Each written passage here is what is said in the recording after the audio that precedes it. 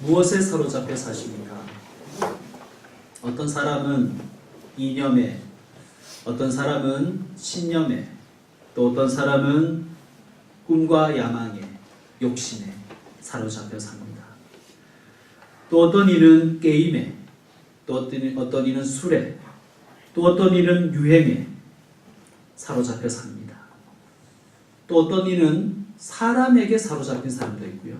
또 누군가는 예수님께 사로잡힌 자도 있습니다.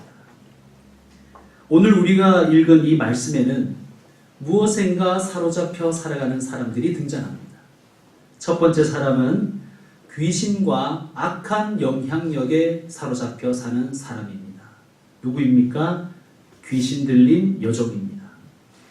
이 여인은 두 가지에 사로잡혀 있습니다. 첫 번째는 귀신에게 사로잡혀 있습니다. 귀신에게 붙들려서 귀신의 세계를 보고 귀신의 말을 듣고 귀신이 주는 말을 사람들에게 합니다. 현실 세계에서 삶을 보고 사람들의 이야기를 듣고 사람들과 소통해야 되는데 이 여인은 그렇지 못합니다. 어디 이 여인뿐이겠습니까?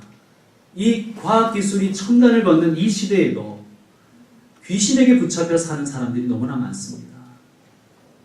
여러분 혹시 손 없는 날이라고 들어보셨습니까? 귀신 때문에 사람들은 이사도 함부로 하지 못합니다. 귀신이 활동하지 않는 날이니까 손해가 없다.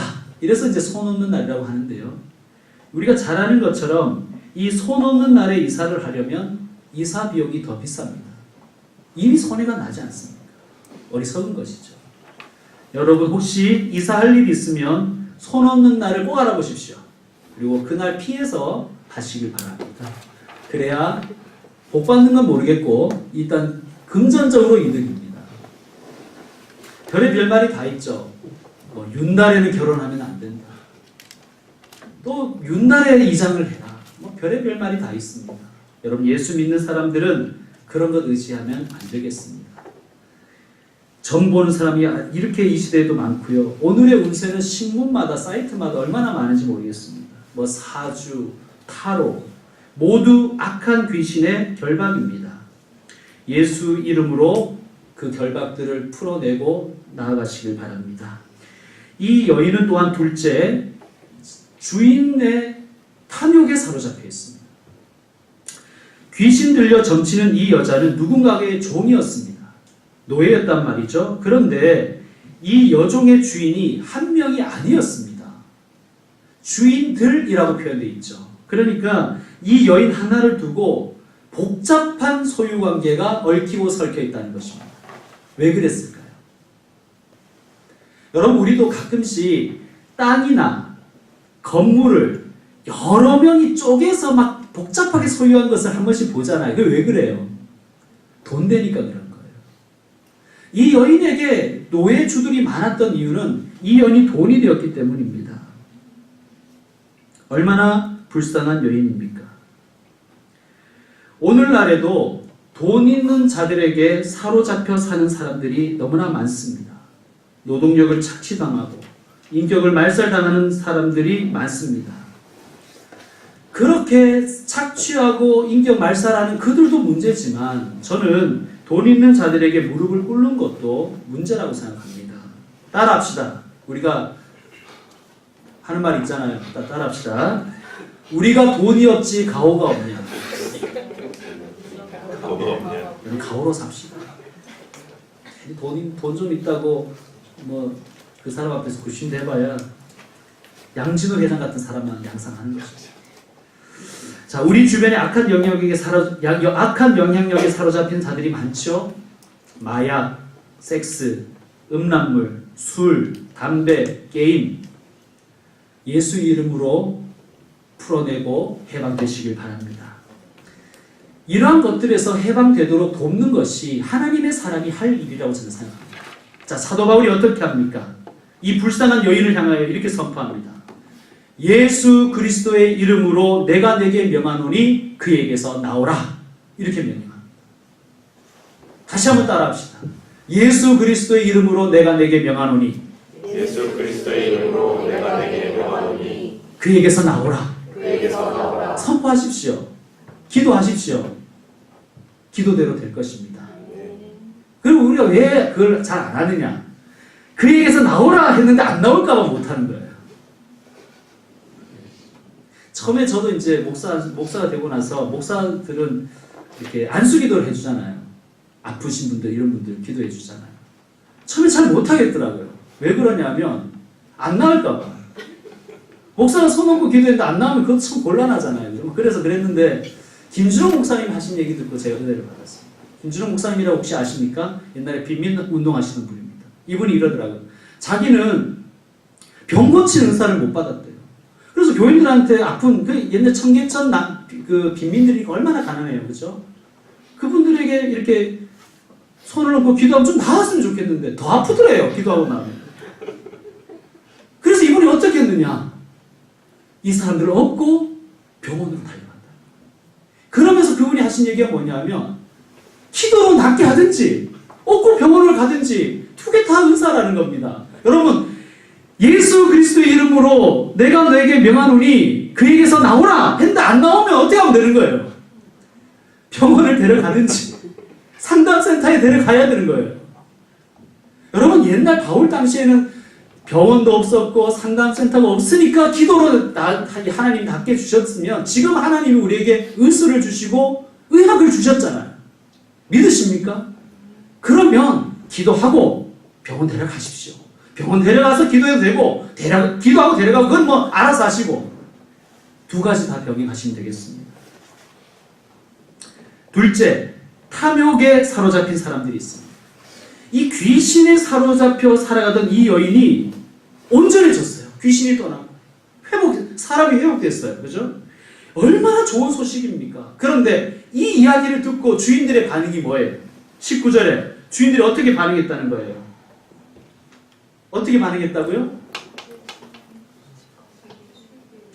자기 수익의 소망이 끊어진 것을 보고 뭘 봤다는 거예요? 이 여인이 회복된 그것을 본 게 아니라 야, 소득주를 겠네? 이렇게 생각해요. 참 나쁜 사람이죠. 자기 돈만 생각했다는 거예요. 자, 16절을 보면 이 여자는 점으로 그 주인들에게 큰 이익을 주었대요.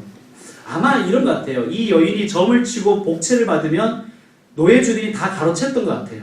아니면 이 여인이 노예주들에게 귀신에게 받은 정보를 줬겠죠. 예를 들면 삼성전자 주식을 사라 뭐 이런 거, 김포평강교회를 가라 뭐 이런 걸 하면 좋은데 어쨌든 그런 정보를 주면 그걸로 이득을 많이 얻었었나 봐요. 이제 그걸 못하게 됐으니까 짜증이 난 것이죠. 자, 정상적인 사람들이라면 자기를 위해서 일하던 사람이 이제 제정신을 차리고 온전해졌어요. 그러면 어떻게 해야 되는 거예요? 정상적인 사람들이라면 야, 우리가 1,000원씩 각출해서 짜장면이라도 사주자 뭐 이래야 되는 건 아닙니까? 이게 정상적인 사람이잖아. 그런데 그들은 더러운 탐욕에 사로잡혀가지고 그 사람의 인생을 보는 것이 아니라 자신들의 이득만 보는 거예요. 욕심에 사로잡혀 사는 사람들입니다. 여러분, 아저씨란 영화 보셨습니까? 여기에는 정말 나쁜 사람들이 나오는데요. 이들은 돈이라면 뭐든지 다 하는 사람들이에요. 마약을 들여와서 사람들에게 이 사회에 막 퍼뜨립니다. 한 사람뿐만 아니라 한 가정을, 한 사회를 완전히 파멸시키는 짓을 아무렇지도 않게 해버리는 것이죠. 아이들을 인신매매해서 이 아이들을 키워서 앵벌이시키고 소매치기로 만들어서 이렇게 훔치게 하고 말이죠. 심지어는 살아있는 아이들의 장기를 적출해서 파는 그런 짓을 하는 사람들이 거기 아저씨란 영화에 나오죠. 여러분, 사람을 사람으로 보시기 바랍니다. 사람을 돈으로 보면 돌아버립니다. 성철 스님이 그러셨잖아요. 물은 물이로되 산은 산이로다. 이게 뭡니까? 물은 물로 보라는 거예요. 물을 돈으로 보니까 사대강 같은 거 하는 거 아닙니까? 강을 다 썩어버리고. 물을 돈으로 보니까 그런 거예요. 산을 산으로 봐야 되는데 산을 돈으로 보니까 가리왕사 같은 거 다 깎아내버리잖아요. 500년 된 천연림을 그냥 돈 때문에 다 깎아버리는 그런 짓을 인간들이 하는 것입니다. 사람을 사람으로 봐야 됩니다. 사람을 돈으로 보면 하나님이 심판하십니다. 업주들, 고용주들, 종업원들, 직원들, 우리 위해서 서비스하는 분들이 있으면 감사하시고 그분들을 사람으로 보십시오. 여러분, 유병재 씨가 쓴 블랙 코미디라는 책을 보니까 이런 말이 있더라고요. 나는 나 자신 앞에서 굽신되지 않는 사람들을 불친절하다고 생각했다. 사실은 갑질은 내가 하는 것이다. 여러분, 우리가 그렇잖아요. 내 앞에 와서 막 굽신굽신 대면 이 사람 참 친절하네. 이 가게 친절하네. 이 사람 됐네. 이렇게 생각한답니다. 여러분, 굽신대는 것이 친절은 아니잖아요. 근데 우리는 자꾸 나에게 서비스해 주는 사람은 나보다 낫다고 생각합니다. 여러분, 그렇게 하지 마십시오. 경비 아저씨든 누구든 우리 위에 봉사하시는 분들이 있으면 고마워하시고 그분들을 존중하시는 분들 되시길 바랍니다. 예수님은 이렇게 말씀하셨어요. 하나님과 재물을 겸하여 섬길 수 없어.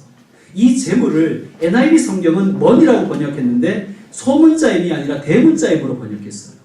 그러니까 이것이 만몬이라는 얘기인가? 만몬. 그러니까 얼마나 이 만몬의 힘이 센지 하나님과 견줄 만큼 힘이 세단 말이에요. 인간들에게 있어서는. 여러분, 하나님과 재물은 결코 겸하여 섬길 수 없습니다. 여러분, 괜찮은 사람들이 돈 앞에 얼마나 많이 무너집니까? 대한민국 대통령을 지낸 분도 지금 구속되어 감옥에 있지만 결국 돈 때문에 그렇게 된 것 아닙니까? 우리가 존경하고 사랑했던 어떤 목사님들도 돈 때문에 무너져서 지금 참 사회적인 지탄을 받고 있지 않습니까?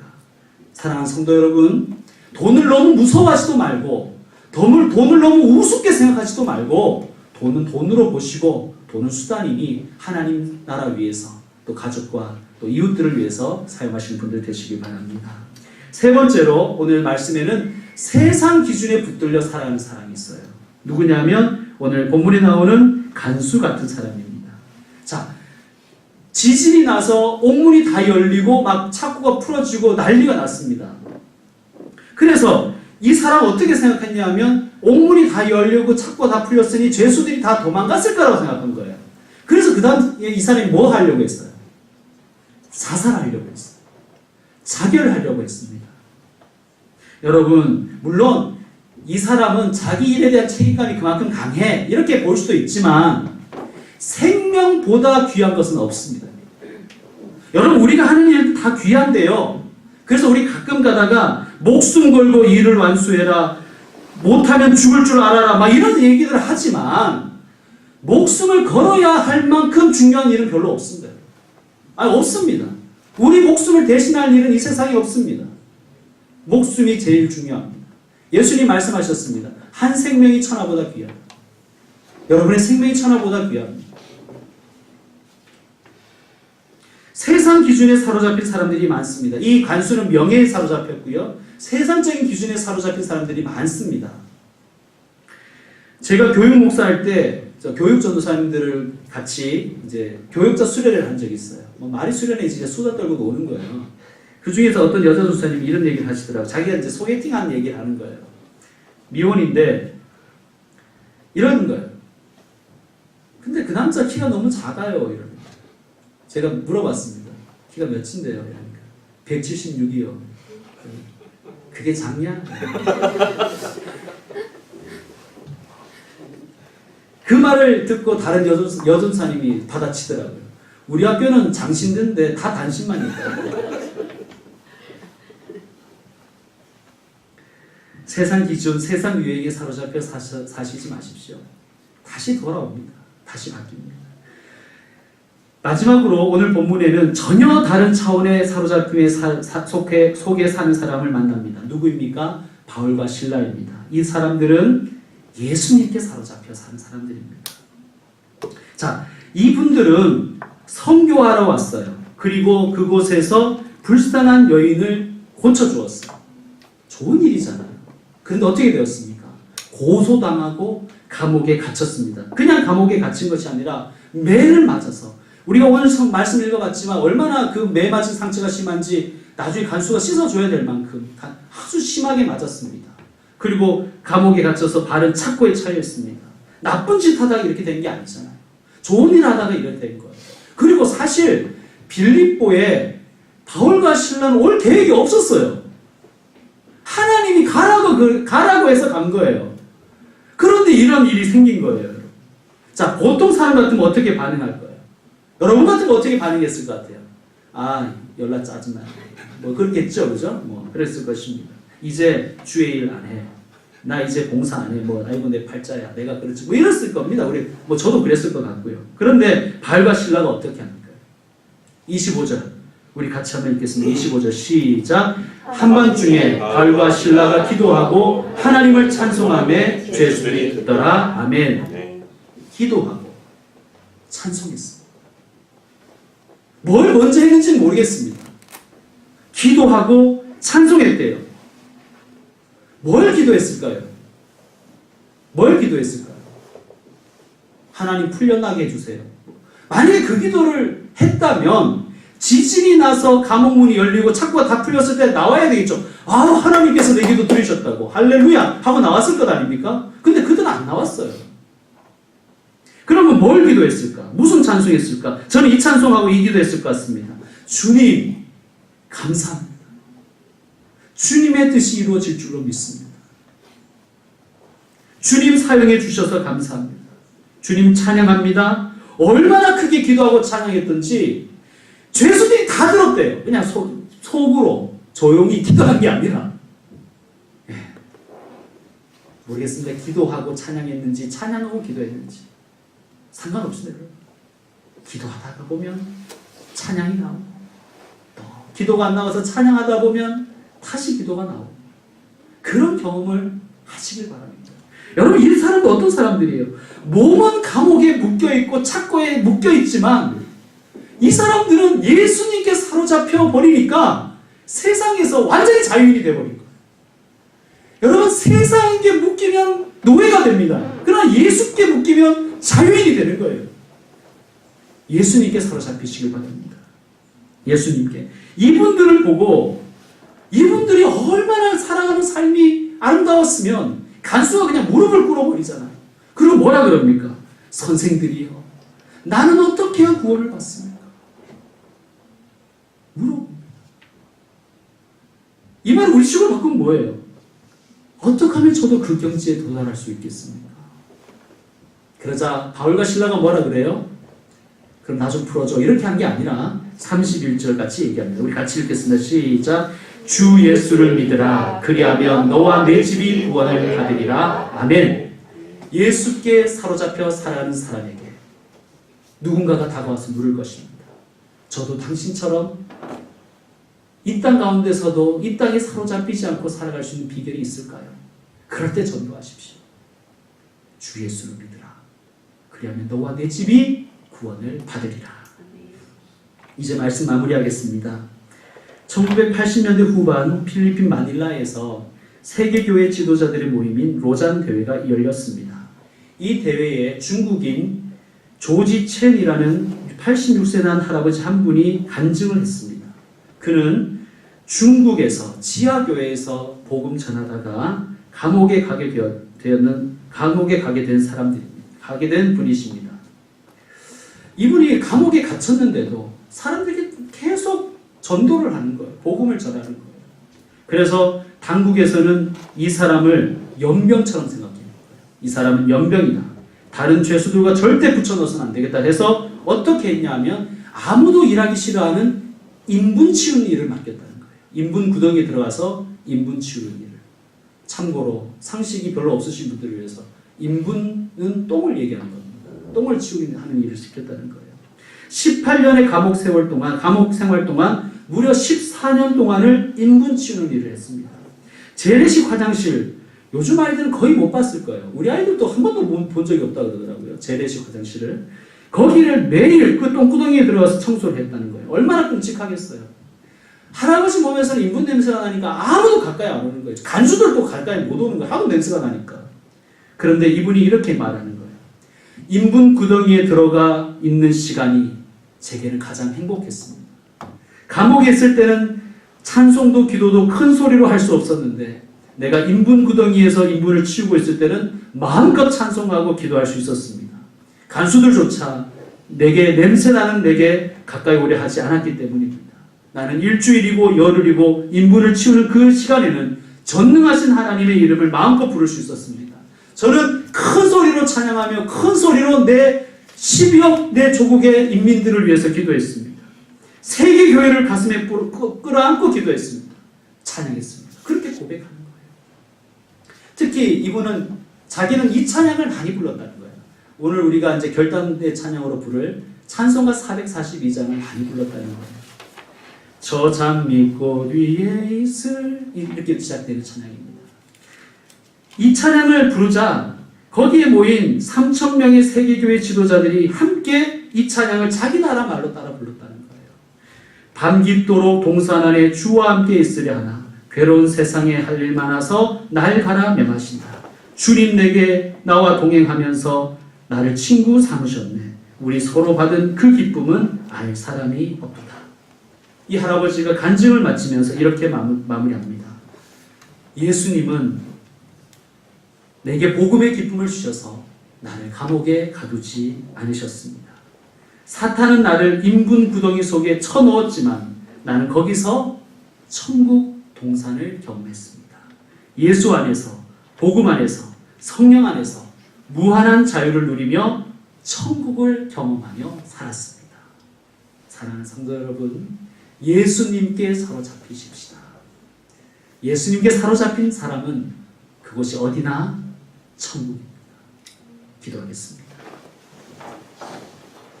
하나님, 헛된 재물에, 세상의 기준에, 세상 유행에, 그리고 욕망과 탐심에 사로잡혀 살았습니다. 이제는 예수님께 사로잡혀 살기를 원합니다. 모든 세상의 결박을 예수 그리스도의 이름으로 풀어내며 해방되며 해방시키며 살게 하여 주시옵소서. 예수께 사로잡힌 사람이 전 진정한 자유인인 것을 경험하며 간증하게 하여 주옵소서. 예수님의 이름으로 기도드립니다. 아멘.